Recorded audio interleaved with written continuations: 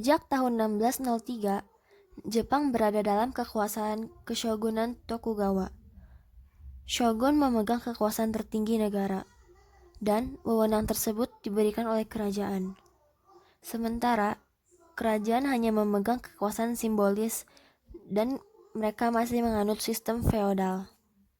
Pada era tersebut, ekonomi masih bergantung pada pertanian, dan mereka hanya memiliki sedikit perindustrian. Jepang merupakan negara tertutup dari dunia internasional. Hanya Belanda dan Cina yang diperbolehkan berdagang. Amerika Serikat datang ke Jepang menggunakan kapal perang besar, beserta peralatan yang canggih pada tahun 1853. Tujuannya adalah mencoba membuat sebuah perjanjian agar Jepang membuka diri pada pasar internasional. Lalu Jepang memutuskan untuk membuka diri dan mulai terbuka untuk mengambil pengetahuan teknologi dari Barat. Namun, keputusan Jepang untuk membuka diri menghasilkan banyak pro kontra dalam lingkar penguasa Jepang sendiri. Beberapa samurai mengungkapkan bahwa mereka ingin orang asing diusir dari Jepang. Namun, beberapa yang lain berpikir bahwa mereka bisa mendapatkan ilmu orang barat terlebih dahulu baru mengusirnya. Pada tahun 1866, daimyo dua wilayah Jepang, yaitu Hisamitsu dari Satsuma Domain dan Kido Takayoshi dari Domain Chosu, bersekutu untuk melawan Keshogunan Tokugawa yang telah memerintah Tokyo sejak tahun 1603 untuk digantikan oleh Kaisar Komei. Sayangnya, Komei meninggal pada bulan Januari 1867 dan akhirnya anaknya yang bernama Mutsuhito yang masih berusia 14 tahun naik tahta sebagai Kaisar Meiji pada 3 Februari 1867.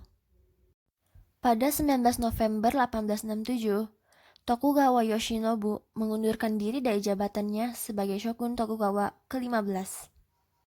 Hal tersebut membuat perhatian beralih ke Kaisar Meiji. Namun, Shogun tidak melepaskan kendali dari Jepang dengan mudah.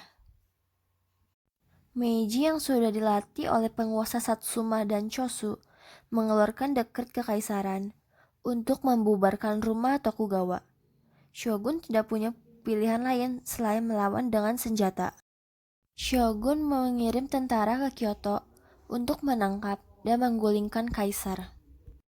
Pada 27 Januari 1868, pasukan Shogun Yoshinobu bentrok dengan samurai dari penguasa Satsuma dan Chosu. Pertempuran Toba Fushimi berlangsung selama 4 hari dan hasilnya Tokugawa kalah. Hal ini juga menandai dimulainya Perang Boshin. Perang Boshin terjadi hingga bulan Mei 1869. Akhirnya Tokugawa Yoshinobu menyerahkan diri dan istana Edo pada 11 April 1869. Namun beberapa samurai dan daimyo yang lebih berkomitmen bertempur 1 bulan lagi di benteng-benteng ujung utara negara tersebut. Meskipun mereka masih berjuang, restorasi Meiji tidak dapat terbendung lagi. Begitu kekuasaannya aman, Kaisar Meiji mulai mengubah Jepang menjadi negara modern yang kuat. Tujuan awal pemerintahan baru diungkapkan dalam Piagam Sumpah pada April 1868. Sumpah tersebut terdiri dari 5 pasal. Yang pertama adalah pembentukan dewan secara luas di berbagai daerah. Semua persoalan penting dimusyawarahkan bersama. 2. Semua kalangan, atas dan bawah, harus bersatu dalam menjalankan urusan negara. 3. Rakyat biasa, begitu pula pejabat pusat dan militer, harus diperbolehkan untuk melakukan hal-hal yang diingini, sehingga mereka tidak bosan. 4. Kebijakan lama yang buruk ditinggalkan, dan semuanya dibiarkan berdasarkan hukum alam. 5. Pengetahuan harus dicari hingga ke seluruh dunia, demi memperkuat fondasi kekuasaan kekaisaran. Berikut hal-hal yang terjadi selama restorasi Meiji.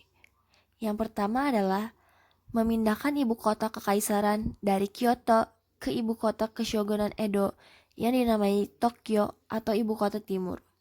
Yang kedua, reorganisasi administrasi pada 1871 di mana wilayah feodal secara resmi dihapuskan dan diganti dengan sistem prefektur yang masih bertahan hingga sekarang. Ketiga, Tentara Nasional dibentuk pada 1871 yang 2 tahun kemudian diperkuat oleh UU Wajib Militer Universal. Keempat, pemerintah baru melaksanakan kebijakan pajak. Kelima, pada 1871 diciptakan Kementerian Pendidikan sebagai upaya dalam reformasi pendidikan. Samurai yang tidak puas dengan pemerintahan yang baru melakukan pemberontakan pada pemerintah. Pemberontakan paling terkenal dipimpin oleh mantan pahlawan pemulihan Saigo Takamori dari Satsuma.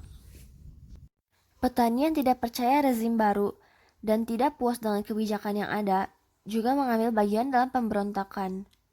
Puncak pemberontakan terjadi pada tahun 1880-an dan harus dipadamkan dengan susah payah oleh tentara yang baru terbentuk. Pada periode yang sama, muncul gerakan populer yang menyerukan pembentukan pemerintah konstitusional dan partisipasi yang lebih luas melalui majelis deliberatif. Akhirnya, pemerintah menjanjikan sebuah UU pada tahun 1890. Pada 1885, dibentuklah sebuah sistem kabinet, dan pada 1886 dimulailah pembentukan konstitusi. Konstitusi Meiji dihadiahkan pada rakyat secara resmi pada tahun 1889. Konstitusi tersebut membentuk sebuah parlemen bikameral yang disebut Teikoku Gikai. Teikoku Gikai dipilih melalui voting terbatas. Pemilihan pertama dilakukan pada tahun 1890. Kematian Kaisar Meiji pada tahun 1912 menandai berakhirnya periode restorasi Meiji. Jauh sebelum restorasi Meiji, Jepang dianggap sebagai negara yang lemah, terbelakang, dan menjadi mangsa bagi negara-negara imperialis barat. Akan tetapi, setelah terjadi restorasi ternyata memberikan hasil yang sangat menakjubkan. Bangsa dan negara Jepang melaju ke masa kejayaannya. Jepang menjadi negara yang kuat dan modern, yang bahkan sejajar dengan negara-negara barat. Dampak dalam bidang pendidikan juga memberikan hasil yang cukup mengagumkan. Jepang menjadi negara pertama di Asia yang bebas buta huruf. Bahkan, Jepang juga menjadi pelopor bagi Asia dalam usaha memajukan pendidikan. Dan terakhir, dampak restorasi Meiji dalam bidang militer, yaitu Jepang memiliki angkatan perang yang kuat dan disiplin, juga taat dan berani.